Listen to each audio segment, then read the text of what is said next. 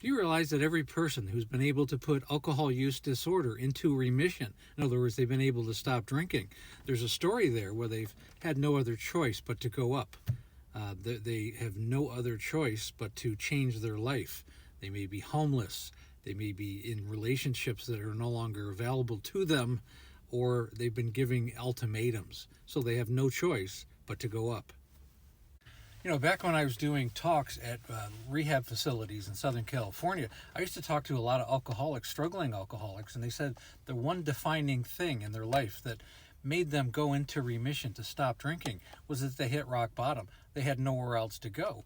And that the cold reality of, being homeless or no longer being allowed in their house, or the relationships, the key relationships in their life, were no longer going to continue down the same path.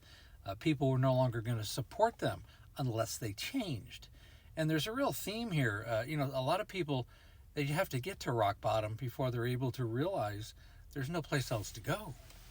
And this is so true to have this kind of conversations, especially in an intervention. If you have a son or daughter and you have to give them ultimatums, either you're going to stop drinking or you're going to go to a rehab facility, or you're no longer going to be living in the house and we're no longer going to support you. You're no longer going to have funds available to you.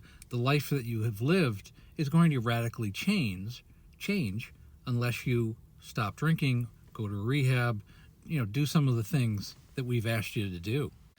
And this is a conversation that I've had in many of the podcasts that I've given over the years, is that tough love, although it's one of the most difficult things that a parent could ever do, is to kick somebody out of their house, especially a child. Tough love is so difficult to do. But I always say you have to allow your children to fail. They're not going to understand, they're not going to have the education and the experience unless you allow them to fail. And the truth is, they'll probably thank you later on for giving them the opportunity to grow up.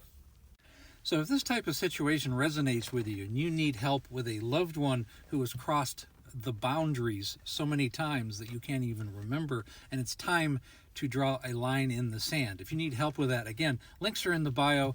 Again, I've helped thousands of alcoholics, and just as importantly, I've helped their families obtain sustainable sobriety. So click the link in the bio, set up a breakthrough call, and let's do this. And again, thanks for listening.